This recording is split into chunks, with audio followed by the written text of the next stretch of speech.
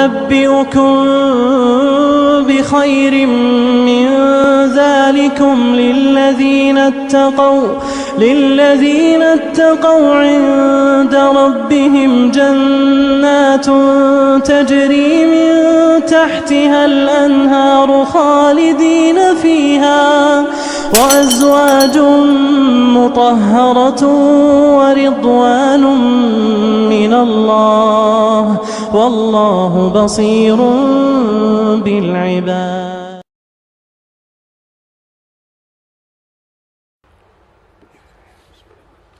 السلام علیکم ورحمۃ اللہ وبرکاتہ. ان الحمد للہ نحمده ونستعینه ونستغفره ونعوذ باللہ من شرور انفسنا ومن سیئات اعمالنا. من يهده الله فلا مضل له ومن يضلل فلا هادي له. واشهد ان لا اله الا الله وحده لا شريك له واشهد ان محمدا عبده ورسوله. اما بعد، اعوذ باللہ من الشیطان الرجیم. بسم اللہ الرحمن الرحیم. یا ایہا الذین آمنوا اتقوا اللہ حق تقاته ولا تموتن الا وانتم مسلمون. یا ایہا الناس اتقوا ربکم الذی خلقکم من نفس واحدہ وخلق منها زوجها وبث منهما رجالا كثيرا ونساء واتقوا الله الذي تساءلون به والارحام ان الله كان عليكم رقيبا. يا أيها الذين آمنوا اتقوا الله وقولوا قولا سديدا يصلح لكم أعمالكم ويغفر لكم ذنوبكم ومن يطع الله ورسوله فقد فاز فوزا عظيما. فإن خير الحديث كتاب الله وخير الهدي هدي محمد صلى الله عليه وسلم وشر الأمور محدثاتها وكل محدثة بدعة وكل بدعة ضلالة وكل ضلالة في النار. قال اللہ تبارک و تعالی فی کلامہ المجید. اعوذ باللہ من الشیطان الرجیم. بسم اللہ الرحمن الرحیم. ان اللہ یأمر بالعدل والإحسان وإیتاء ذی القربى وینہی عن الفحشاء والمنکر والبغی یعظکم لعلکم تذکرون. وقال تعالی وعد اللہ الذین آمنوا منکم وعملوا الصالحات لیستخلفنہم فی الارض کما استخلف الذین من قبلہم ولا يمكنن لهم دينهم الذي ارتضى لهم ولا يبدلنهم من بعد خوفهم امنا يعبدونني ولا يشركون بي شيئا ومن كفر بعد ذلك فاولئك هم الفاسقون. جمعیت اہل حدیث مہاراشٹر کے امیر محترم اور اس کانفرنس کے اس اجلاس کے صدر محترم جناب ڈاکٹر سعید احمد فیضی حفظہ اللہ، نہایت ہی احترام و اکرام کے لائق جمعیت اہل حدیث کے سرمایہ فضیلت الشیخ جناب رضا اللہ عبد الکریم مدنی حفظہ اللہ، دکتور فضل الرحمان مدنی حفظہ اللہ، شیخ ابو زید ضمیر حفظہ اللہ، شیخ عبد الغفور صاحب جامعی حفظہ اللہ، دیگر اسٹیج پر تشریف فرما علماء کرام، جمعیت اہل حدیث شولہ پور کے ذمہ داران اور کارکنان، میرے دینی بھائیوں، بزرگوں اور اسلامی ماں اور بہنوں، آپ حضرات نے صبح کے سیشن میں مختلف خطابات میں سماعت فرمایا کہ اسلام دین رحمت ہے. اس دین کو نازل کرنے والا، اس کی تشکیل اور تشریح فرمانے والا رب العالمین ہے. وہ رب العالمین ہونے کے ساتھ ساتھ الرحمن اور الرحیم بھی ہے. اس نے اپنے اس آخری دین کامل کو جس شخصیت پر نازل فرمایا اسے رحمت للعالمین قرار دیا. وما ارسلناک الا رحمت للعالمین. ہم نے اے رسول آپ کو تمام جہانوں کے لیے رحمت بنا کر مبعوث کیا. اس کی کافی کچھ تفصیل آپ نے دکتور فضل الرحمان مدنی حفظہ اللہ کے خطاب میں سماعت فرمائی.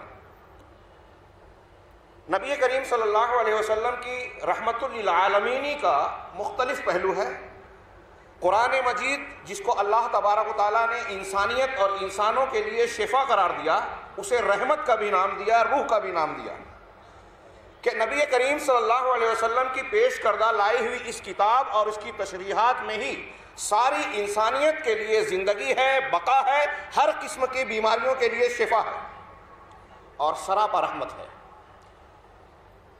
آپ کی رحمت للعالمین کا پہلو ایک یہ ہے کہ جناب محمد رسول اللہ صلی اللہ علیہ وسلم نے زندگی کے تمام گوشوں میں انتہائی متوازن، فطری اور تمام انسانوں کے لیے مفید کاموں کی تعلیم دی، حکم دیا، اور جو چیزیں انسان کے لیے نقصان دہ ہو سکتی ہے اسے منع فرمایا۔ چھوٹی سے چھوٹی چیز جس کا بہت سارے دیگر مذاہب میں تصور بھی نہیں ہے جس کے تعلق سے تعلیم کا، جناب محمد رسول اللہ صلی اللہ علیہ وسلم نے اسے بہت ہی وضاحت کے ساتھ بیان فرمایا۔ صحیح مسلم اور ابو داؤد، سنن ابو داؤد کی مشہور روایت ہے، حضرت سلمان فارسی رضی اللہ تعالی عنہ سے کسی غیر مسلم نے، یہودی یا مشرک نے سوال کیا، طنز کے طور پر یہ اعتراض کیا، علمکم نبیکم کل شیء حتی الخراء، ارے تمہارے نبی نے تمہیں ہر چیز بتائی ہے، یہاں تک کہ پیشاب پاخانے کے آداب بھی۔ حضرت سلمان فارسی رضی اللہ تعالی عنہ اس پر احساس کمتری کا شکار نہیں ہوئے، عذر، بہانے اور دفاع کا انداز اختیار نہیں کیا جواب میں، بلکہ آپ نے کہا اجل، ہاں، ہمیں گویا فخریہ کہا کہ ہاں ہمارے نبی نے ہم کو اس کی بھی تعلیم دی ہے، نہانا ان نستقبل القبلۃ بغائط او باول، ہمیں منع فرمایا ہے کہ ہم پیشاب پاخانہ کرنے کے لیے قبلے کی طرف رخ کریں، اور نستنجی بالیمین، یا داہنے ہاتھ سے ہم استنجا کریں، طہارت حاصل کریں، اور نستنجی باقل من 3 احجار، یا ہم صفائی اور طہارت 3 سے کم پتھروں سے حاصل کریں، اور نستنجی بے روثن او عظم، یا ہم لید سے، جسے ہم گوبر کہتے ہیں، لید سے یا ہڈی کے ذریعے سے صفائی حاصل کریں، طہارت حاصل، ان چیزوں سے ہم کو منع فرمایا۔ آپ نے فرمایا عشرۃ من سنن الانبیاء، صحیح مسلم کی حضرت عائشہ صدیقہ رضی اللہ تعالی عنہا سے مروی روایت ہے، 10 چیزیں انبیاء کی سنت میں سے، اس میں جن چیزوں کو بیان کیا بظاہر بہت چھوٹی چھوٹی نظر آتی ہے، مسواک کرنا، کلی کرنا، بغل کے بال کو اکھاڑنا، مونچھ کو کاٹنا، داڑھی کو چھوڑ دینا، ناخن تراشنا، کلی کرنا، استنشاق کرنا، ناک سے پانی جھاڑنا، طبی نقطۂ نظر سے دیکھیے یا کسی اور اعتبار سے، صحت کے اعتبار سے، یہ ساری چیزیں اپنے اندر انتہائی فوائد کی حامل ہیں۔ جناب محمد رسول اللہ صلی اللہ علیہ وسلم نے ان چھوٹی سے چھوٹی چیزوں کو بھی بتا دیا، تو ظاہر سی بات ہے کہ وہ بڑے بڑے امور جس سے انسان کو فائدہ پہنچ سکتا ہے، اور وہ بڑی بڑی گمراہیاں جس سے انسان کو نقصان پہنچ سکتا ہے، اسے بھی بیان کر دیا۔ حضرت حذیفہ بن یمان رضی اللہ تعالیٰ عنہ کی بخاری شریف میں مشہور روایت ہے کہ آپ نے کہا، کان الناس یسألون رسول اللہ صلی اللہ علیہ وسلم عن الخیر، لوگ اللہ کے رسول صلی اللہ علیہ وسلم سے خیر کے متعلق پوچھتے تھے، وکنت اسألہ عن الشر، لیکن میں آپ سے شر کے متعلق پوچھتا تھا، کیوں؟ مخافۃ ان اقع فیہ، اس اندیشے اور خوف کی بنیاد پر کہ میں اس شر میں، اس برائی میں، اس فتنے میں واقع نہ ہو جاؤں، پڑ نہ جاؤں، اس سے اپنے آپ کو بچا سکوں، اس لیے اس کا علم حاصل کرتا تھا، جناب محمد رسول اللہ صلی اللہ علیہ وسلم سے اس کے متعلق استفسار کیا کرتا تھا۔ اور آپ کی شریعت کی تعلیم ہے سورۃ الفاتحہ، جو ہر نماز میں ہر مصلی کو ہر رکعت میں پڑھنا فرض قرار دی گئی، کہ اللہ تبارک و تعالیٰ سے بار بار ہدایت مانگے، اللہ کی رہنمائی، صحیح دین، صحیح راستے کی پرکھ، اس کی جانکاری، اس پر استقامت اور اس پہ چلنے کی توفیق اللہ سے مانگے، اور پھر صراط مستقیم میں انعام یافتہ لوگوں کے ساتھ ساتھ استثناء کیا کہ وہ لوگ جو پھٹکارے گئے ہیں، جو مغضوب ہیں، جن پر اللہ کا غضب نازل ہوا، اور جو ضالین ہیں ان کے راستے سے ہمیں بچائے۔ لہذا معلوم ہوا کہ ہمیں صراط مستقیم پر، جنت کے راستے پر اگر چلنا ہے تو جہنمیوں کے راستے سے آشنائی حاصل کر کے، واقفیت حاصل کر کے اس سے اپنے آپ کو بچانا چاہیے۔ جناب محمد رسول اللہ صلی اللہ علیہ وسلم پر قربان جائیے، آپ نے امت کو خطاب کر کے کہا، صحیح مسلم اور بخاری میں بھی ہے، مسلم کے الفاظ حضرت جابر رضی اللہ تعالیٰ عنہ کہتے ہیں کہ آپ فرماتے ہیں، ان مثلی و مثلکم کمثل رجل اوقد نارا او استوقد نارا، میری اور تمہاری مثال اس آدمی کی طرح ہے جس نے ایک آگ روشن کی، بہت بڑا الاؤ جلایا، فجعل هذه الجنادب والفراش يقعن فيها، آگ جل جانے کے بعد یہ کیڑے پکوڑے، یہ پتنگے اس میں گرے پڑے جا رہے ہیں، بس میری اور تمہاری مثال ایسی ہی ہے کہ تم بھی اپنے آپ کو جہنم میں گرانا چاہتے ہو، وَأَنَا آخِذٌ بِحُجَزِكُمْ، میں تمہاری کمروں کو پکڑ پکڑ کر تم کو آگ میں جانے سے روک رہا ہوں، وَأَنْتُمْ تَفَلَّتُونَ عَنْ يَدَيَّ، لیکن تم مجھے اپنی کمر چھڑا کر اپنے آگ میں گرانا چاہتے ہو اپنے آپ کو۔ جناب محمد رسول اللہ صلی اللہ علیہ وسلم کی تعلیمات، ارشادات آج بھی پوری دنیا انسانیت کو ان کی کمر پکڑ پکڑ کر آگ سے روکنا چاہتی ہے۔ اس رحمت للعالمین کی اگر ان تعلیمات کو ہم نکات کے اعتبار سے بیان کریں کہ انسانیت کے نام اس کے کیا کیا پیغامات ہیں، تو ایک لمبی تفصیل چاہیے۔ میں نے ایک آیت جامعہ صرف پڑھی، اس کی تشریح اگر کر دی جائے کہ ان اللہ یامر بالعدل، اللہ عدل کا، انصاف کا، اعتدال کا حکم دیتا ہے، والاحسان، احسان کا حکم دیتا ہے۔ انصاف بہت ہی تفصیلی مفہوم کا حامل ہے، اور اللہ تبارک و تعالیٰ کی اس شریعت نے، گویا ابھی آپ نے سنا تھا شیخ ابو زید ضمیر صاحب کی خطاب میں کہ اللہ نے میزان اتارا ہے، اسی میزان کے مطابق ہر حقدار کو اس کا حق دیا جا سکتا ہے۔ اللہ تبارک و تعالیٰ نے اہل علم کو، مسلمانوں کو خطاب کر کے کیا حکم دیا؟ یا ایھا الذین آمنوا کونوا قوامین بالقسط شہداء للہ، اے ایمان والو اللہ کے لیے خوب انصاف کرنے والے بن جاؤ، خوب اس کے لیے اللہ کی گواہی دینے والے بن جاؤ۔ یہ گواہی کیسی ہو؟ وَلَوْ عَلَىٰ أَنفُسِكُمْ، چاہے اپنے نفسوں کے خلاف تم کو گواہی دینا پڑے۔ ایسی بے لاگ انصاف کی تعلیم دنیا کے کسی مقام پر آپ کو نہیں ملے گی، اگر کہیں زبانی جمع خرچ ہے بھی تو پریکٹیکل میں نہیں ملے گی، جیسے اہل اسلام نے پیش کیا۔ اس کا ثبوت کہ انصاف کو خوب قائم کرنے والے بن جاؤ، صرف حکومتی میں نہیں۔ اور باپ سے کہا کہ اپنے بیٹوں میں انصاف کرو، ایک سے زیادہ بیویاں ہیں ان کے درمیان انصاف کرو، ہر مقام پر انصاف کرو۔ وَلَوْ عَلَىٰ أَنفُسِكُمْ، چاہے اپنے آپ کے خلاف تمہیں گواہی دینا پڑے، انصاف سے باز نہ آؤ۔ اول والدین، یا والدین کے خلاف گواہی دینا پڑے، سچ سے منہ نہ پھیرو۔ اول اقربین، یا رشتہ داروں کے خلاف۔ ان یکن غنیا او فقیرا فاللہ اولی بہما، جس کے خلاف سچی گواہی تم دے رہے ہو وہ اگر مالدار ہے تو مالداری کو دیکھ کر پس دب نہ جاؤ، حق بات کہو، سچی بات کہو، سچی گواہی دو۔ اور اگر وہ فقیر ہے تو اس پہ ترس کھا کے سچی گواہی دینے سے باز نہ رہو، اللہ ان کے زیادہ لائق ہے، اللہ بہتر جانتا ہے کہ کون کس چیز کا مستحق ہے۔ تم سچ بولو، سچی گواہی دو، انصاف کا دامن ہاتھ سے نہ چھوڑو۔ فلا تتبعوا الہوی ان تعدلوا، انصاف کرنے میں تمہیں خواہشات نفس آڑے نہ آئے۔ وَإِن تَلْوُوا أَوْ تُعْرِضُوا، اگر تم اپنی زبانوں کو لپیٹو گے صحیح بات اور سچی گواہی دینے سے، الٹی سیدھی بات کرو گے یا اعراض کرو گے، منہ موڑو گے، تو اللہ تبارک و تعالیٰ تمہارے دلوں کے بھید کو جانتا ہے۔ یہ دھمکی ہے۔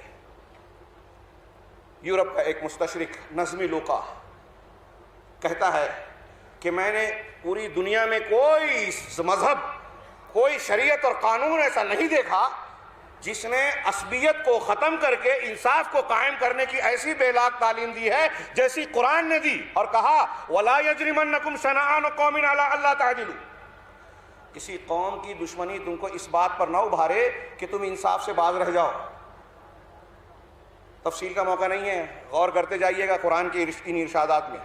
یہاں قوم کی دشمنی ہے، مسلک کے جھگڑے ہیں، دوسری قوم ہے، مسلمان غیر مسلم کے درمیان معاملہ ہے۔ اب ہم آپس میں بھائیوں، دوستوں، رشتہ داروں میں اگر یہ کام کرتے ہیں تو یہ کتنی بڑی بات ہوگی۔ اللہ تبارک و تعالیٰ تو کہہ رہا ہے کہ کسی قوم کی دشمنی، اس سے نفرت تمہیں اس بات پر نہ ابھارے کہ تم انصاف نہ کرو۔ اعدلوا، انصاف کرو، وہ اقرب للتقویٰ، یہ تقوی کے زیادہ لائق ہے، قریب ہے۔ تقوی کے تقاضے کے مطابق ہے کہ تم انصاف کرو، چاہے دشمن قوم کیوں نہ ہو۔ عبداللہ بن رواحہ رضی اللہ تعالیٰ عنہ یہودیوں کے پاس جزیہ ٹیکس وصول کرنے گئے، انہوں نے کہا کہ کچھ ٹیبل کے نیچے سے، آج کی زبان میں، کچھ پیسہ لے لو، ہم آپ کو کچھ دے دیتے ہیں اور حساب کتاب غلط بتا کے ہمارا کچھ کم معاملہ کر دو۔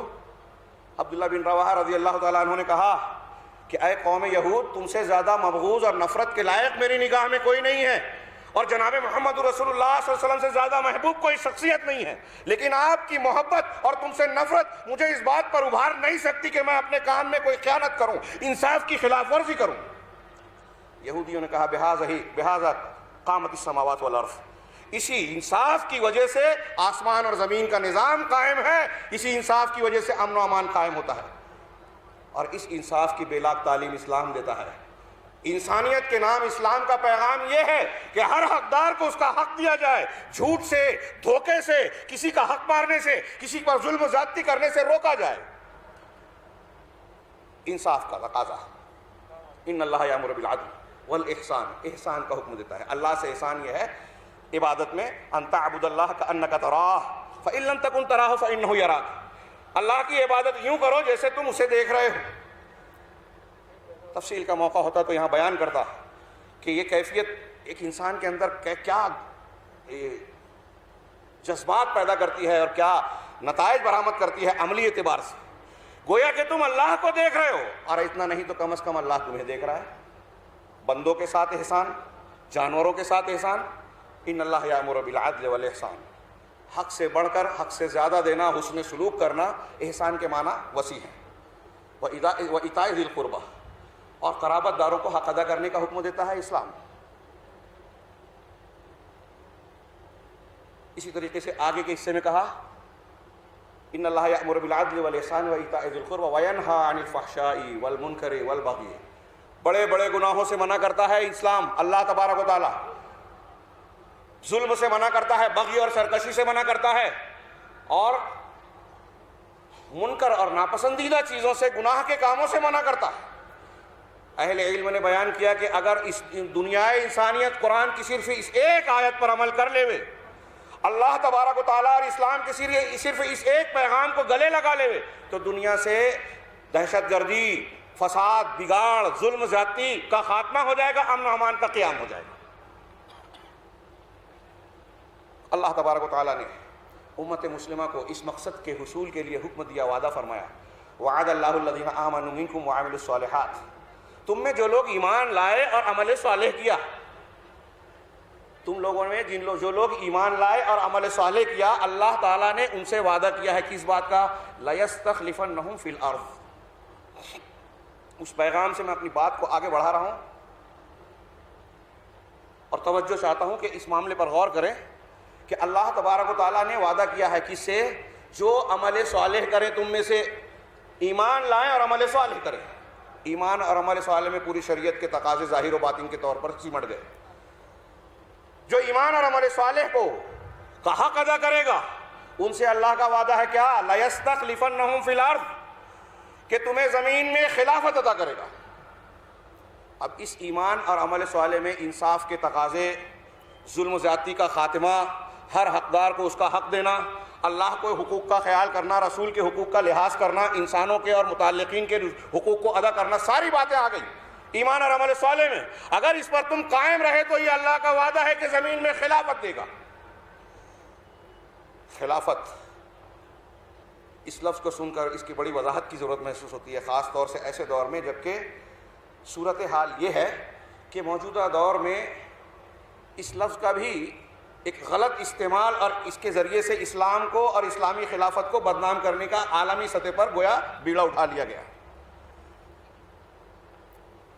اللہ کے نبی صلی اللہ علیہ وسلم نے جس طریقے سے ہم کو چھوٹی چھوٹی باتیں بتائی ہیں، ایسے ہی اس بات کی بھی وضاحت کی ہے کہ تمہارے لیے کون کون سے فتنے آئیں گے جو تمہارے دین و ایمان سے تم کو پھیر سکتے ہیں، تم کو دنیا اور جنت کے راستے سے ہٹا کر جہنم کے راستے پر لے جا سکتے ہیں، مغضوب اور ضالین کے طریق پر لے جا سکتے ہیں۔ اس کی کوئی کمی نہیں رکھی رسول اللہ صلی اللہ علیہ وسلم نے، صاف صاف بیان فرمایا اس امت میں اتنے اتنے فرقے ہوں گے، حق پر کون ہوگا، جنتی کون ہوگا، نجات پانے والا کون ہوگا؟ ہی ما انا علیہ الیوم واصحابی، او کما قال، کہ میں اور میرے صحابہ جس طریقے پر، جس مسلک پر، دین پر ہیں، اسے اختیار کرنے والا نجات پائے گا۔ اللہ کے رسول صلی اللہ علیہ وسلم نے کمی نہیں کی۔ اب ہم وہ مسلک تلاش نہیں کرتے، اس کو اختیار نہیں کرتے، تو نبی کریم صلی اللہ علیہ وسلم کا کوئی قصور نہیں ہے۔ آپ نے بیان فرمایا، مدینہ کی کوٹھی پر ایک دن چڑھے، بخاری مسلم کی روایت ہے، حضرت اسامہ کی روایت ہے، وہ کہتے ہیں آپ نے فرمایا کہ انی ہل ترون ما ارا، میں جو دیکھ رہا ہوں کیا تم دیکھ رہے ہو؟ انی لا ارا،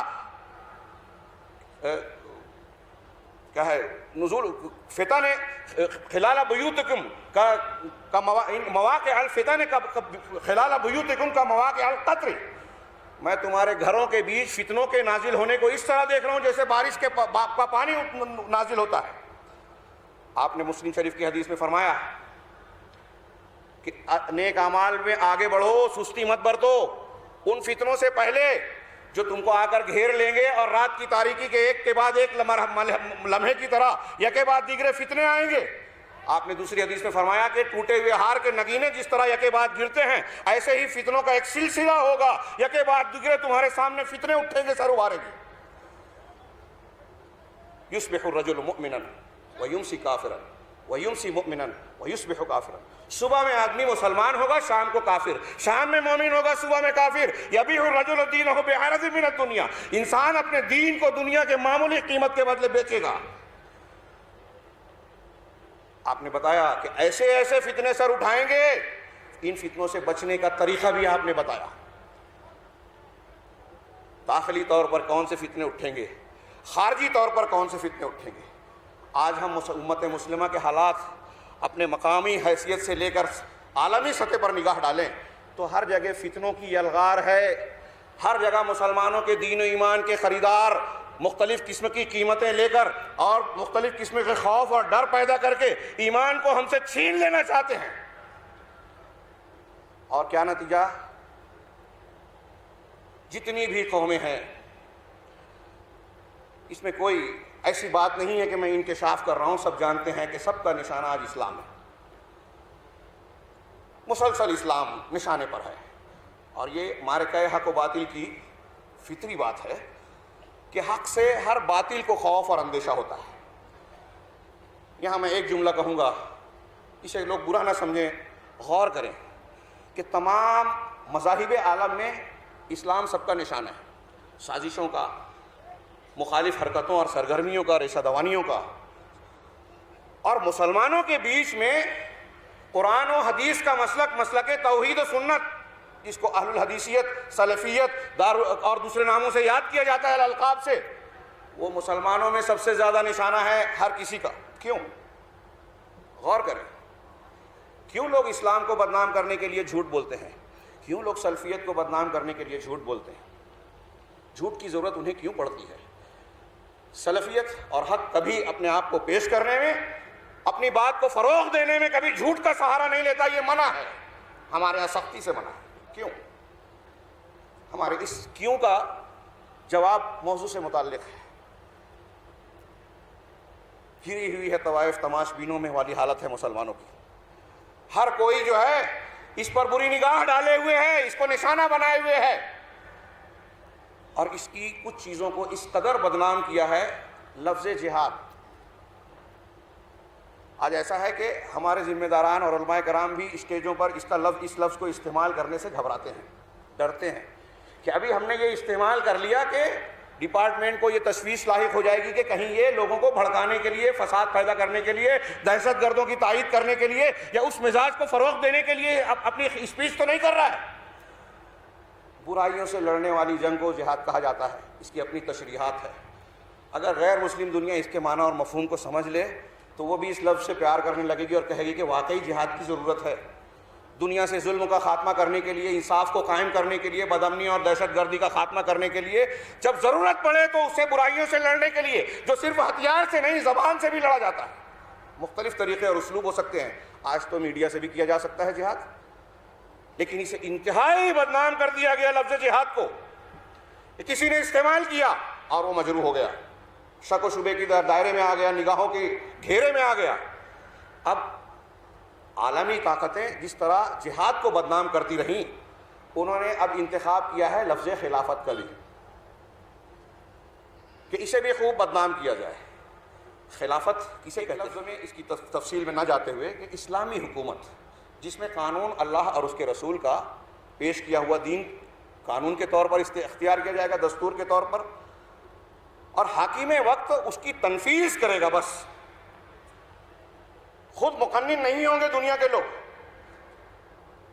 اور یہ خلافت اتنی عظیم الشان ہے کہ اس کا اگر صحیح معنی، جیسے کہ میں نے ابھی جہاد کے بارے میں کہا، اگر خلافت کو صحیح معنی میں پیش کر دیا جائے موجودہ میڈیا کے دور میں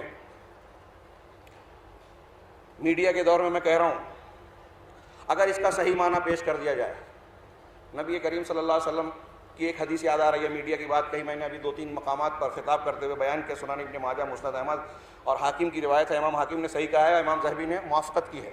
ابو ہریرہ رضی اللہ تعالیٰ عنہ نے کہا کہ اللہ کے رسول صلی اللہ علیہ وسلم نے فرمایا سیاتی علی الناس سنون، لوگوں پر کچھ ایسے زمانے اور سال آئیں گے کہ یکذب فیہ الصادق، جس میں سچے کو جھوٹا مانا جائے گا، ویصدق فیہ الکاذب، اور جھوٹے کو سچا مانا جائے گا۔ اس ایک جملے کو اگر لے لیا جائے اور موجودہ دور میں اس کی تصویر دیکھی جائے تو نبی کریم صلی اللہ علیہ وسلم کی صداقت پر قربان جانے کا دل ہوتا ہے کہ میڈیا کے ذریعے سے آج وہی چیزیں مشہور ہیں جو جھوٹ ہے، اور اگر ہم اسٹیج سے کسی مقام سے کتنے بھی مضبوط شواہد و ثبوت کے ساتھ سچی بات کہیں تو لوگوں کو اعتبار نہیں آئے گا، جیسا کہ ابھی میں کچھ باتیں کہنے والا ہوں انشاءاللہ۔ لوگ اس کو یقین نہیں کریں گے، خاص طور سے عوام اور لوگ ڈپارٹمنٹ کے لوگ اسے نہیں مانیں گے جبکہ وہ سچ ہے۔ یہ زمانہ ہے اللہ کے رسول کے فرمان کے مطابق کہ سچے کو جھوٹا مانا جائے گا، جھوٹوں کو سچا مانا جائے گا۔ کیا ہے یخون فیہا الامین، ان سالوں میں، ان زمانوں میں امانت دار انسان کو خائن مانا جائے گا، وَيُؤْتَمَنُ الْخَائِنُ وَيُؤْتَمَنُ فِيهَا الْخَائِنُ، اور خائن کو اس میں امانت سونپی جائے گی، بڑے بڑے عہدے، بڑے بڑے مقامات ملیں گے، روز گھپلے ہوں گے، خیانتیں کریں گے، لیکن ان کو ذمہ داریاں دی جائے گی۔ وَيَقُولُ فِيهِ وَيَتَكَلَّمُ فِيهِ الرُّوَيْبِضَةُ، اور اس میں رویبضہ لوگ بولنے شروع کر دیں گے۔ صحابہ نے پوچھا وما الرویبضہ یا رسول اللہ، یہ رویبضہ کیا ہے اللہ کے رسول صلی اللہ علیہ وسلم؟ آپ نے فرمایا وہ السفیہ یتکلم فی امور العامہ، یہ بیوقوف آدمی ہے جو عام لوگوں کی مسائل میں، بڑے بڑے معاملات میں زبان کھولے گا، باتیں کرے گا۔ میں اس کو یوں کہتا ہوں کہ شرعی زبان میں یوں کہہ لے کہ چلتے پھرتے آدمی، جاہل لوگ فتوے دیں گے، حلال و حرام کی بات کریں گے۔ جو جس فن کا نہیں ہے اس فن میں گفتگو کرے گا۔ جو اسلام کو جانتے نہیں ہیں وہ اسلامی خلافت کا دعویٰ کر رہے ہیں آج، اور اعلی کاربن کے جہاد کے بعد اسلامی خلافت کو نشانہ بنایا ہے۔ اس لیے کہ اب عالمی میڈیا، عالمی طاقتیں خلافت کو نشانے پر لے رہی ہیں، جس سے ان کو بہت خوف ہے۔ خلافت کسی بھی شکل میں اگر مسلمانوں کی کہیں اسلامی طور پر قائم ہوتی ہے تو اس کا دوسرا مطلب یہ ہے کہ اس مسلمانوں کا اتحاد و اتفاق قائم ہو رہا ہے۔ مسلمانوں کے اتحاد سے لوگوں کو بہت تکلیف ہے۔ ابھی آپ نے اتحاد کی بنیادوں میں سنا کہ اختلاف ہوتا ہے تو مسائل پیدا ہوتے ہیں، پھر اتحاد کی اہمیت معلوم ہوتی ہے، اور مسلمان اتنے بکھرے ہوئے ہیں مختلف بنیادوں پر کہ کسی عرب عالم نے کہا اتفقوا علی اللہ یتفقوا، اتحاد و اتفاق کی ساری اہمیت و افادیت جاننے کے باوجود لوگوں نے مسلمانوں نے اس بات پر اتفاق یہ کر لیا کہ اتفاق نہیں کرنا ہے۔ اگر کسی بھی شکل میں اسلامی خلافت کا قیام ہوتا ہے تو اسلامی اتحاد قائم ہوتا ہے، مرکزیت آتی ہے، مسلمانوں کی قوت ہوگی۔ بڑی مشکلوں سے، جتن سے، منصوبہ بندی کے ساتھ اہل یورپ نے، عالمی طاقتوں نے اسلامی خلافت کو اگرچہ بہت کمزور شکل میں تھی ترکی کی 1922 میں ختم کیا، بہت لمبے منصوبے کے بعد۔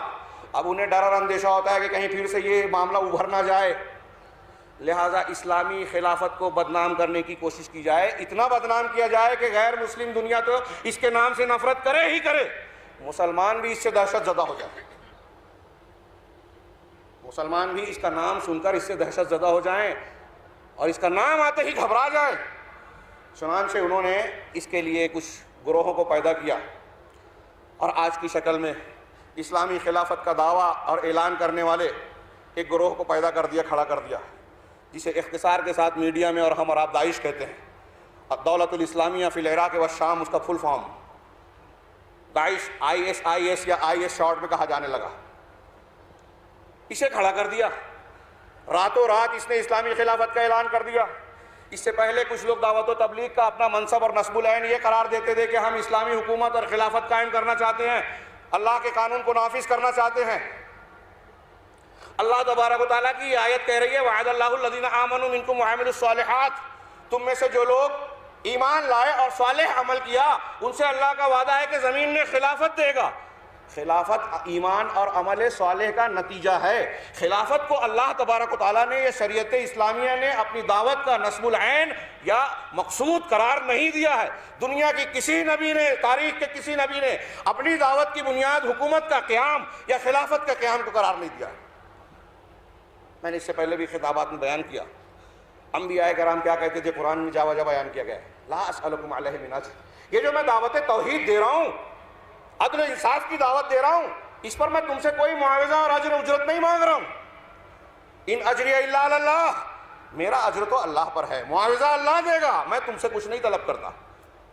میں نے بھی مالیگاؤں میں بیان کیا کہ بتائیے اگر آج ہم کھڑے ہو کر یہ کہتے ہیں اس طرح اسٹیج سجا کے کہ ہم سیاست میں حصہ لینا چاہتے ہیں، خلافت اور حکومت قائم کرنا چاہتے ہیں، لوگوں کو اس کا مقصد یہ ہے کہ ہم لوگوں کو انصاف دلائیں گے، لوگوں کے مسائل حل کریں گے، غربا مساکین اور فلاں کو یہ حقوق دیں گے، تو لوگ کیا سمجھیں گے؟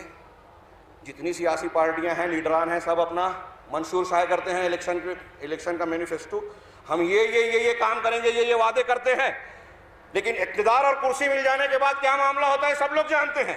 تو کیا آپ اس طرح کے دعوے کریں گے تو لوگ جان جائیں گے کہ آپ کی دعوت بھی انبیاء کرام علیہ الصلوۃ والسلام کی طرح بے لوث ہے، مخلصانہ ہے، لوگوں کی خیر و بلائی کے چاہنے والا ہے. انی لکم من الناصحین، جو انبیاء کرام کہتے تھے کہ میں تمہارا خیر خواہ ہوں، ناصح ہوں، یہ کوئی قبول نہیں کرے گا اگر آپ اپنا نصب العین حکومت کو قائم کر دیتے.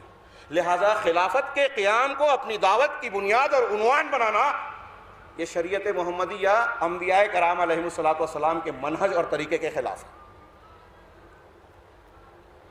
اہل علم نے بیان کیا کہ خلافت اسلام اور مسلمانوں کی کوششوں، دعوتوں کا مقصود بھی ذات نہیں ہے، بلکہ یہ ایک ذریعہ ہو سکتا ہے، مقصود لغیر ہی ہو سکتا ہے، غایت لغیر ہی ہو سکتی ہے کہ ہم ایمان و عمل صالح کے عمل کو اختیار کے کام کو اختیار کرتے ہیں، وصف اپنے اندر لاتے ہیں، تو اللہ تعالیٰ نے وعدہ کیا ہے کہ تم کو خلافت دے گا. اب وہ خلافت دے گا تو وہ خلیفہ کیا کرے گا؟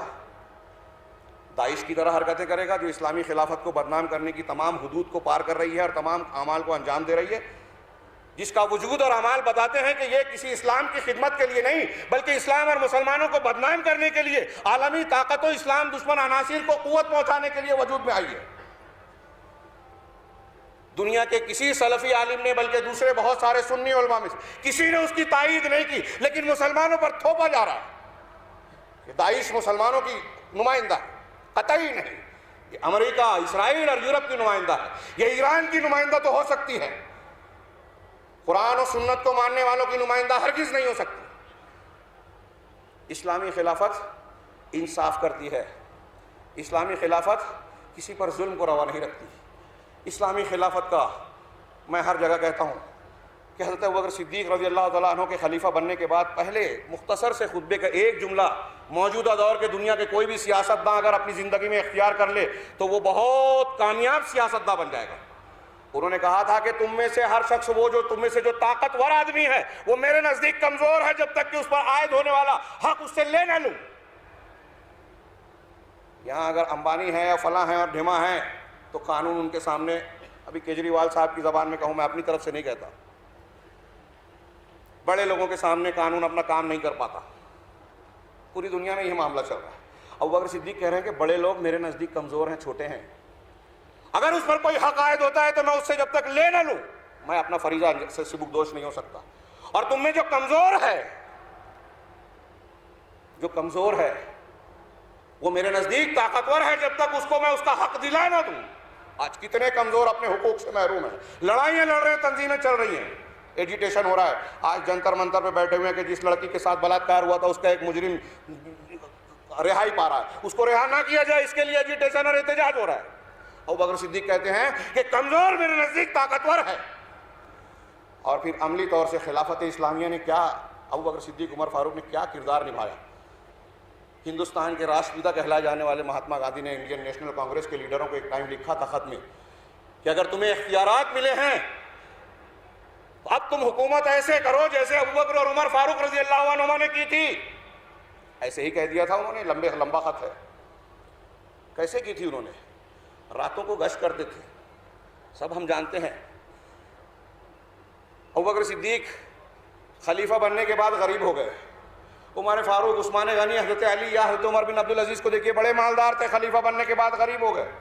ہمارے یہاں ایک آدمی جھوپڑے میں رہتا ہے، ممبر پارلیمنٹ بن گیا، ممبر اسمبلی بن گیا، کارپوریٹر بن گیا، بلکہ گرام پنچایت کا کوئی عہدیدار بن گیا تو کچھ دنوں میں اس کی جھوپڑی بلڈنگ میں اور کوٹھی میں تبدیل ہو جاتی ہے. اور یہاں الٹا معاملہ ہے کہ خلیفہ ہونے سے پہلے امیر تھے عمر بن عبدالعزیز، خلیفہ بننے کے بعد مسکین و غریب بن گئے. عمر فاروق راتوں کو گشت کر رہے ہیں، آرام نہیں کر رہے ہیں آرام دہ بستروں پر. چوکیدار نہیں رکھے، باڈی گارڈز نہیں رکھے۔ کسی نے پوچھا یہ فکر مندی کیوں؟ کہا قیامت کے دن اگر اللہ نے مجھ سے پوچھ لیا کہ عمر فاروق، عمر بن خطاب تیری حکومت و خلافت تھی، دجلہ کے کنارے فلاں شخص یا فلاں کتا، فلاں بکری اور جانور ظلم کے ساتھ مر گیا، اس کے ساتھ ظلم ہوا، تو نے کیا کیا؟ تو میں کیا جواب دوں گا؟ عمر فاروق رضی اللہ تعالیٰ عنہ راستے سے گزرے، دیکھا کہ کچھ لوگ ایک آدمی کو گھیرے ہوئے ہیں، پوچھا کیا بات ہے؟ کہا یہ بوڑھا شخص بڑا یہودی ہے، بھیک مانگ رہا ہے، لوگ اسے بھیک دے رہے ہیں۔ کہا یہ بھیک کیوں مانگ رہا ہے؟ کہا کچھ اپاہج سا ہو گیا ہے، بڑھاپا آ گیا ہے، کمزوری آ گئی ہے، جوانی میں محنت مشقت کرتا تھا، اب بوڑھا ہو گیا۔ عمر فاروق کہتے ہیں کہ جوانی میں یہ ہمیں ٹیکس دیتا تھا، یہ بڑی بری اور ظلم کی بات ہے، ناانصافی کی بات ہے کہ جب یہ کماتا تھا تو ہم اس سے لیتے تھے، اور اب یہ کمانے سے معذور ہو گیا ہے تو ہم اس کو بھیک مانگتا ہوا لوگوں کے سامنے ہاتھ پھیلاتا ہوا چھوڑ دیں؟ ہرگز نہیں۔ اسے کہو گھر بیٹھے، بیت المال کی ذمہ داری ہے، مسلمانوں کی ذمہ داری ہے، اسلامی خلافت کی ذمہ داری ہے کہ اس کے گھر کا نظام چلائے، اس کی ضروریات پوری کرے۔ یہ ہے اسلامی خلافت۔ خلافت کو بدنام کرنے کے لیے جس خلافت کو آج پیدا کیا گیا ہے وہ مسلم عورتوں بچوں کو قتل کر رہے ہیں۔ غیر مسلموں کو چھوڑیے، اللہ کے گھر مسجد میں جمعہ کی نماز پہ بم دھماکے کرتے ہیں۔ پیرس میں ایک دھماکہ کیا، کیا فائدہ حاصل کیا؟ سوائے اسلام اور مسلمانوں کو بدنام کرنے کے لیے مسلمانوں کے خلاف قافیہ تنگ کرنے کے بجائے کوئی فائدہ حاصل نہیں کیا۔ میں عرض کر رہا ہوں کہ اگر خلافت کا معنی ابو بکر و عمر فاروق کی خلافت کو ہم دنیا کو بتا لے جائیں کہ کیا ہے، تو دنیا کہے گی کہ ہمیں سیکولرزم نہیں چاہیے، جمہوریت نہیں چاہیے، سرمایہ دارانہ نظام، کیپٹلزم، سوشلزم، یہ سارے ازم نہیں چاہیے، اسلام چاہیے۔ اور اسی سے خوف زدہ ہیں دنیا کے لوگ، عالمی طاقتیں۔ اللہ تبارک و تعالیٰ نے فرمایا کہ تم کو خلافت دے گا، ایمان اور عمل صالح کی شرط ہے۔ وَلَا يُمَكِّنَنَّ لَهُمْ دِينَهُمُ الَّذِي ارْتَضَىٰ لَهُمْ، اور اللہ نے دوسرا وعدہ یہ کیا کہ ایمان اور عمل صالح اگر ہوگا، ایمان اور عمل صالح میرے بھائیوں، اتنی لمبی لمبی تقریریں، اتنی بڑی بڑی کانفرنسیں ہم منعقد کر رہے ہیں، یہ موٹا سا صاف واضح سا سبق ہم یاد نہیں کر رہے ہیں، اختیار نہیں کر رہے ہیں۔ ایمان اور عمل صالح تو اللہ کا وعدہ ہے کہ تمہارے دین کو، اسلام کو دیگر ادیان کے مقابل فتح اور غلبہ دے گا۔ میں نے بھی کہا تھا کہ اللہ تعالیٰ نے اس وعدے میں فرمایا ہے کہ اگر آپ ایمان اور عمل صالح اختیار کریں تو اللہ تبارک و تعالیٰ تہذیبی مقابلے میں جارج واکر بش نے جو کہا تھا افغانستان پر حملے کے بعد کہ یہ تہذیبی اور ثقافتی جنگ ہے، بعد میں اپنی بات کو لپاپوتی کرنے کی کوشش کی۔ پوری دنیا اسلام سے ثقافتی اور تہذیبی یا مذہبی جنگ لڑ رہی ہے، کبھی میڈیا سے، کبھی دوسرے ذریعوں سے۔ اللہ تبارک و تعالیٰ نے وعدہ کیا ہے کہ تم کو صرف ایمان اور عمل صالح اختیار کرنا ہے، اس جنگ میں تم کو غلبہ ملے گا۔ ہم تیار ہیں کیا اس بات کے لیے؟ وَلَا يُبَدِّلَنَّهُم مِّن بَعْدِ خَوْفِهِمْ أَمْنًا، اور تمہارے خوف کی حالت کے بعد امن کی حالت سے اللہ تعالیٰ تمہاری حالات کو بدل دے گا۔ ہندوستان میں 50,000 سے زیادہ نوجوان آج جیل کی قید و بند کی صحبتیں جھیل رہے ہیں، گھیرے میں ہیں۔ کوئی ایک واقعہ کوئی کرتا ہے تو مسلمان دفاعی پوزیشن میں اپنی حیثیت کی صفائی کرنے پر مجبور ہوتے ہیں کہ اس سے ہمارا تعلق نہیں ہے، ہم اس کی مذمت کرتے ہیں، وغیرہ وغیرہ۔ یہ خوف کا ماحول نہیں تو اور کیا ہے؟ اور بھی مخصوص حالات خوف کے مختلف انداز پیدا ہوتے رہتے ہیں۔ اللہ نے وعدہ کیا کہ ایمان اور عمل صالح اختیار کرو، خوف کے حالات امن کے حالات میں بدل جائیں گے۔ یہ اللہ کا وعدہ ہے خلافت کی شکل میں۔ میں یہ عرض کر رہا تھا کہ فتنوں کی یلغار ہے، اور اللہ کے رسول صلی اللہ علیہ وسلم نے داخلی اور خارجی ہر قسم کے فتنوں سے ہمیں آگاہ کر دیا ہے، کوئی چیز چھپائی نہیں ہے، قیامت تک آنے والے ہر معاملے کو ہمیں بتا دیا اور اس کا حل بھی بتا دیا۔ اب ہم دیکھ رہے ہیں کہ ہماری صفوں میں، سماج اور معاشرے میں ہر روز نئے نئے فتنے سر اٹھاتے ہیں، ٹوٹے ہوئے ہار کی موتیوں کی لڑی کی طرح۔ کہیں انکار حدیث کا فتنہ کسی سماج اور کسی شہر میں اٹھتا ہے، کہیں مہدیت کا فتنہ سر اٹھاتا ہے، کہیں کوئی نام پہ اختلاف کر کے کہتا ہے ہم جماعت المسلمین، اور کہتا ہے کہ اپنے آج کی پیداوار کو کہتا ہے صحابہ کرام کی نمائندہ جماعت، باقی سب گمراہ۔ کہیں قادیانیت ہے تو کہیں کوئی اور فتنہ کسی اور نام سے۔ یہ تو داخلی سطح پر ہوا، کچھ خارجی سطح پر ہو رہے ہیں۔ مسلمانوں کے خلاف تہذیبی جنگ، قرآن پر حملہ، اسلام کی تعلیمات پر حملہ، مسلمانوں کے خلاف سازش، اور سب سے بڑھ کر آج کے زمانے میں مسلمانوں کے خلاف دہشت گردی کا منظم الزام، اور اس الزام اور چال کے لیے منصوبہ بند منصوبے کے اندر خود داخلی سطح کے بہت سارے لوگ اسلام کی شکل و صورت میں استعمال کیے جاتے ہیں، اعلی کار بنائے جاتے ہیں۔ اسی میں کہیں کہیں بیچ میں یہ بھی فتنے پیدا ہوتے ہیں، میں صرف اشارہ کر دوں۔ ابھی آپ نے سنا جناب محمد رسول اللہ صلی اللہ علیہ وسلم کی شخصیت انسانیت کی نجات دہندہ ہے، ہمارے لیے اتحاد و اتفاق کی بنیاد وہی ہو سکتے ہیں، اور ان کو نشانہ بنایا جاتا ہے۔ کچھ دنوں پہلے ڈنمارک میں کارٹون بنائے گئے، مذاق اڑانے والی تصویریں، اور یہ بتانے کی کوشش کی گئی کہ محمد صلی اللہ علیہ وسلم انتہا پسندی کی تعلیم دیتے ہیں۔ ابھی یہاں یو پی کے کملیش تیواری نے انتہائی نازیبا کلمات جناب محمد رسول اللہ صلی اللہ علیہ وسلم کی شان میں کہے، جسے میڈیا والے بھی کہہ رہے ہیں کہ اس کو دہرانے کی بھی ہمیں ضرورت نہیں ہے۔ جس ملک میں یا پوری دنیا میں متمدن دنیا کہتی ہے کہ اگر کسی عام انسان کی عزت پر آپ حرف گیری کریں گے تو وہ حد تک عزت کا دعویٰ کر سکتا ہے۔ ہندوستان میں گاندھی جی کے خلاف نہیں بول سکتے، راشٹرپتا ہیں۔ امبیڈکر کے خلاف کہا تو بہت بڑی تعداد کی دل آزاری ہوگی، اس کے خلاف کیس کیا جا سکتا ہے۔ دلت قوم کو اگر وہ لفظ استعمال کر لیا گیا جو ممنوع قرار دے دیا گیا ہے تو ضمانت بھی نہیں ہوگی، آپ کو گرفتار کر لیا جائے گا۔ یورپ کے لوگ کہتے ہیں، یورپ کے تقریباً تمام ملکوں میں بلاسفیمی کا قاعدہ یعنی حتک رسالت، توہین رسالت کا قانون نافذ ہے، جس کے مطابق پہلے اگر کوئی شخص حضرت عیسیٰ کی شان میں گستاخی کرتا تو اسے پھانسی دی جاتی، لیکن اب یہ قانون بدل کر عمر قید میں تبدیل کر دیا گیا ہے۔ امریکی قانون کہتا ہے کہ چونکہ ہماری اسٹیٹ کی اکثریت عیسائی اور نصرانی مذہب کی ماننے والی ہے، اگر حضرت عیسیٰ کی شان میں گستاخی کی جاتی ہے، آپ کی عزت پر کیچڑ اچھالا جاتا ہے، تو پورے ملک میں بدامنی پیدا ہو سکتی ہے، اس لیے ایسے مجرم کو سخت سزا دی جانی چاہیے، سخت سزا دی جانی چاہیے۔ بجا طور سے ہمیں اس کا اعتراف ہے، ہم دنیا کو بتانا چاہتے ہیں کہ جناب محمد رسول اللہ صلی اللہ علیہ وسلم کے حلقہ عقیدت عیسائیوں سے کہیں زیادہ وسیع ہے، اور اگر کوئی شخص آپ کی شان میں گستاخی کرتا ہے تو وہ جناب محمد رسول اللہ صلی اللہ علیہ وسلم کی شخصیت اور کے ساتھ تو ظلم کرتا ہی ہے، مسلمانوں کی دل آزاری تو کرتا ہی ہے، پوری انسانیت کو نقصان پہنچاتا ہے، کیونکہ آپ پوری انسانیت کے لیے رحمت اور نجات اور ہدایت کا ذریعہ بن کر آئے ہیں۔ اگر اللہ کے رسول صلی اللہ علیہ وسلم کی شخصیت داغدار ہو جائے تو آپ کی شخصیت پر ایمان کون لائے گا؟ اگر بے داغ شکل میں کوئی سیرت رسول پڑھے گا تو مخالف سے مخالف بھی یہ ماننے پر مجبور ہوگا کہ آپ سے زیادہ باکمال شخصیت، مؤثر شخصیت، نجات دہندہ شخصیت کوئی ہو نہیں سکتی۔ ایک سینکڑوں مستشرقین غیر مسلمین کی گواہیاں موجود ہیں۔ ایسے شخص پر زبان تان دراز کرنا یہ قرآن کے بھی خلاف ہے، حدیث کے بھی خلاف ہے۔ ہمارے یہاں تو اسلامی حکومت ہوگی تو قرآن، حدیث، اجماع، عقل، قیاس موضوع نہیں ہے، ورنہ میں تفصیل میں جاتا۔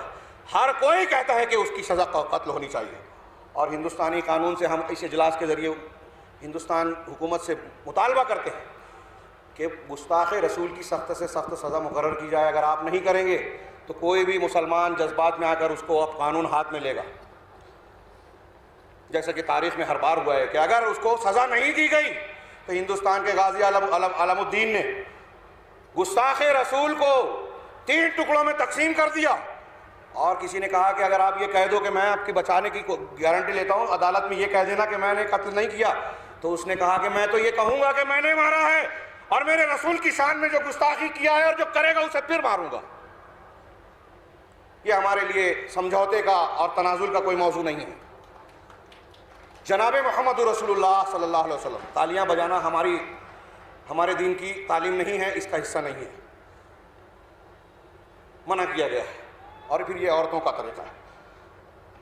میں یہ عرض کر رہا تھا کہ اسلامی خلافت اور اسلامی خلافت کو بدنام کرنے کے لیے جو اسٹیج سجایا گیا ہے، جو لوگوں کو استعمال کرنے کے لیے جناب محمد رسول اللہ صلی اللہ علیہ وسلم کی شریعت کو مجروح اور بدنام کرنے کے لیے، اس میں آج ہمیں منصہ عالم پر ایک نام دکھائی دے رہا ہے داعش کی شکل میں، اور میں اس تناظر میں کہہ رہا تھا کہ خارجی فتنوں کی شکل میں یہ ایک بڑا فتنہ ہے جو ہماری داخلی شخصیات کو بھی استعمال کرتی ہیں۔ پہلے یہ دیکھ لیجئے کہ داعش کس پس منظر میں پیدا ہوئی۔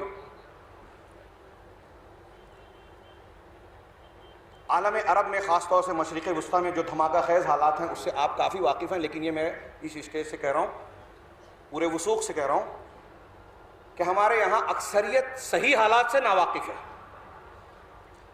جب مصر میں انقلاب آتا ہے تو ہمارے یہاں بہت سارے تحریکی لوگ یہ کہتے ہیں کہ اس کے ذمہ دار سلفی لوگ ہیں، حزب النور ہے. کیوں صاحب؟ انہوں نے ساتھ چھوڑ دیا تھا، انہیں وہاں کے سیاسی حالات اور حقیقی حالات معلوم ہی نہیں ہیں. مرسی حکومت کی کیا بے اعتدالیاں تھیں، لوگوں کو کیا اندیشے پیدا ہوئے، اس کے خلاف تحریک چلانے والے اور اس کے موافق تحریک چلانے والے. حسنی مبارک کا تختہ پلٹنے کے لیے اخوانیوں کا جس نے ساتھ دیا، تحریر اسکوائر پر جو ایجیٹیشن چل رہا تھا اس میں کون تھا سب سے پیش؟ اس کی قیادت کر رہا تھا وہ شخص جو گوگل کے یہودی نیٹ کا جو مرکز ہے اس کا ملازم تھا، اور اسے ہدایات یہودی عالم سے، یہودی دنیا سے مل رہی تھی. ہیلری کلنٹن کا میرے پاس ایک کتابچہ ہے، نیٹ سے نکالا ہوا، کسی دوست نے مجھے تحفتاً دیا تھا. اس میں حوالوں کی اگرچہ تھوڑی سی کمزوری ہے لیکن بعض کتابوں کے حوالے ہیں.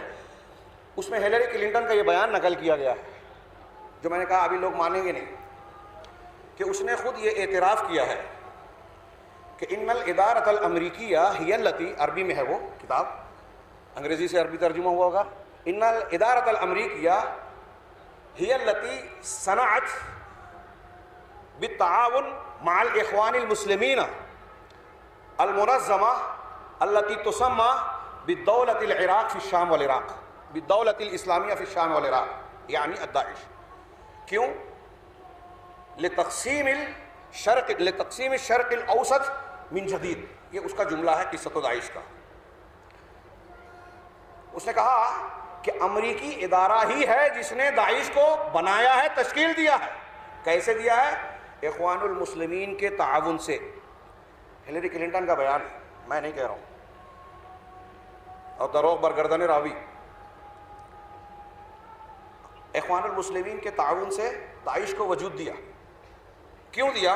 وجہ بھی بتائی کہ مشرق وسطیٰ کو نئے سرے سے تقسیم کیا جائے، بانٹا جائے. عرب علماء اور تحریروں پڑھے تو آپ کو پتہ چلے گا کہ وہ چاہتے ہیں کہ عراق کو اور شام کو تین یا دو اور تین حصوں میں تقسیم کریں، ایک شیعوں کا حصہ ہو، ایک کردوں کا، ایک سنیوں کا. اور امریکہ، یورپ اور عالمی طاقتیں خاص طور سے اسرائیل مسلسل اس بات کی کوشش میں ہیں کہ پورے خلیج میں، پورے عالم عرب میں شیعوں کا غلبہ ہو جائے، کیونکہ وہ جانتے ہیں کہ اس کا دین کیسا ہے. شیعہ کی طرف سے، ایران کی طرف سے ایک بیان آتا ہے کہ ہم امریکہ شیطان کی ہے اور شیطان اکبر. ہمارے ہاں لوگ جذباتی ہو جاتے ہیں، تحریکی ان کے پیچھے بھاگے پڑتے ہیں، حالانکہ وہ ان کے ساتھ ملے ہوئے ہیں. مسلسل ہتھیاروں کا لین دین ہو رہا ہے، ہر مقام پر ساتھ مل کر سنیوں کو قتل کر رہے ہیں. ان کا آپس میں حلیفی ہے. ایران کے ایٹمی ہتھیار، میں اپنی بات بتاؤں، چھوٹا منہ، کوئی بہت ماہر گہری نگاہ والا آدمی نہیں ہوں، لیکن ایک بہت بڑے صحافی ایک وقت کہنے لگے فلاں تاریخ تک ڈیڈ لائن دی ہے امریکہ ایران پر حملہ. ربنا لا تزغ قلوبنا بعد إذ هديتنا وهب لنا من لدنك رحمة إنك أنت الوهاب.